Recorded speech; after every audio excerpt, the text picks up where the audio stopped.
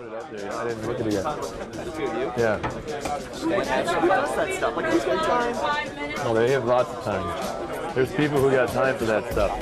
Thank goodness they did such a poor job on that one. It doesn't look any good. I'm sure it's a day in the life. Tobias. Who? Tobias Hester. I've thought there's got to be something that can be done with the roof open, you know, at some point before it's not a viable option. But I think it would be fitting to get it open and do something, whatever it might be. You going, Jen?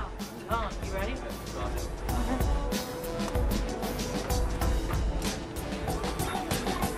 Hey Nate, how you doing? Merry Christmas. Same to you. Yeah, that's it.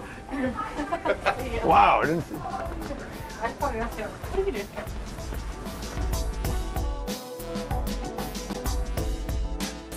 Hello. How you doing? Good. Is there anything to talk about?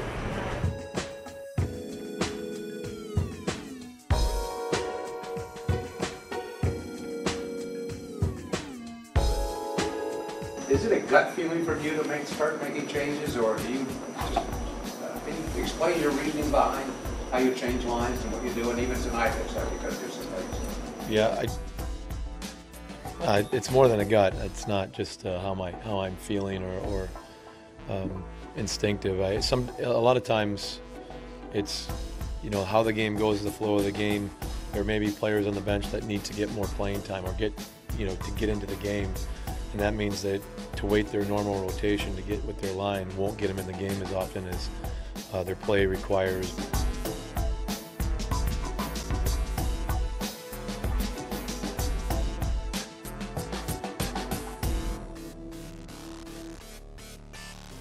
Every situation would be different. Mark is a guy who I've had the most experience with pulling a goalie in my coaching career, even as an assistant coach probably.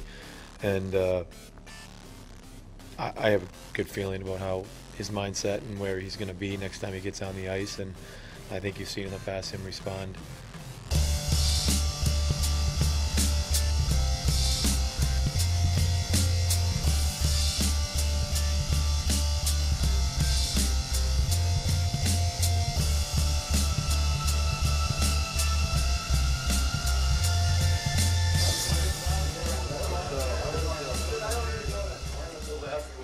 Last game against Boston, it looked a little bit more like a box, but Boston was kind of swinging guys to both sides. Usually what Ottawa's trying to do, and what you see against us, this forward's back on this side. It's almost a 2-2, but this guy's really trying to deny the forward side of the ice. This guy plays almost in the middle.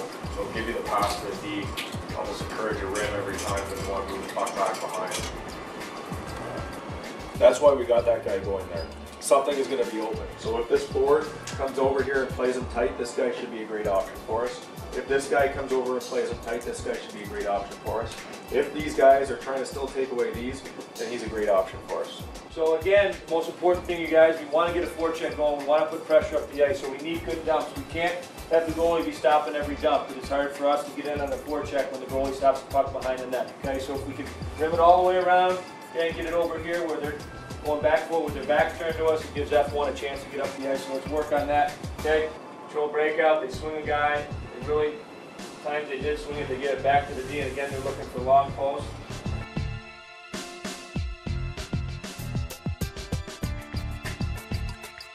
Going that fast or that hard on, you're not going to go back to the puck first. Win the battles along the boards. Doing cheats. Again, D outside the dot, stepping up. Better than before. Okay. All lane drive. Oh! Really, they like that. All right, boys, you saw that number on the board, 2 and 10 for home teams. 2 and 12. 2 out of 12. 2 and 12. So tonight, okay, we're coming off a game we're disappointed in. Let's put our A game, our focus.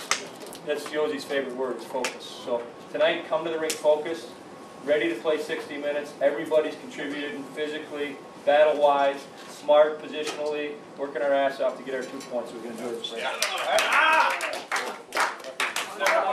Energetic. Edition of the Dan Bylsma Show, presented by Pizza Hut. Well, we said unprecedented access. That's unbelievable, and it's good to see everybody getting the chance to have the opportunity to look at what goes on going into a game. All that preparation.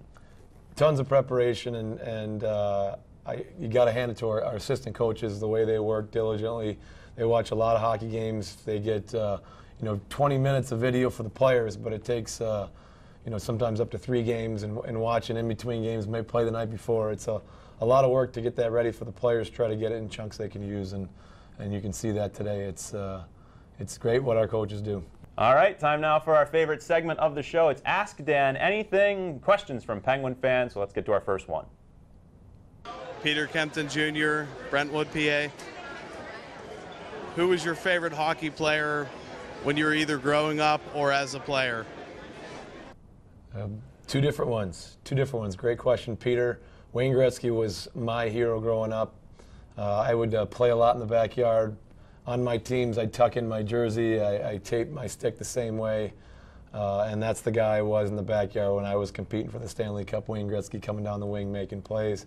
When I played, I probably picked a player I was more like. John Tonelli was a guy who, a gritty winger, penalty killer, hard-working guy. Kind of tried to label my game after a little bit. And two different guys.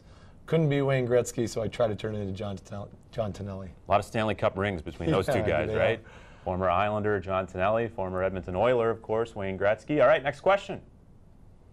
Hi, I'm Jay McKee from Kingston, Ontario, and my question for the coach is, why have you recently been called Bubbles? Thank you.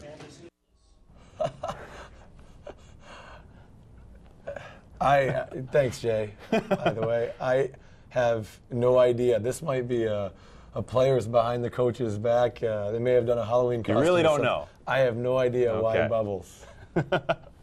All right, next question. Let's ask Jay about that one. Hi, my name is Kelly Hanlovich, and I'm from Baldwin. And I would like to know how you choose which days you're going to wear the blue jerseys versus the black jerseys. How do you pick? I don't. Okay. I don't. But when you start out with a third jersey, there's a contractual number of games you're going to wear your third jersey. This year we've had the opportunity to wear them on the road a little bit. You have to contact the teams in advance. But I think we schedule 15 dates with the blue jerseys, the third jerseys, and I think 2 of them are going to be on the road this year. So those are pre-picked. We do talk about them a little bit. We usually don't pick the light blues to go against Philly.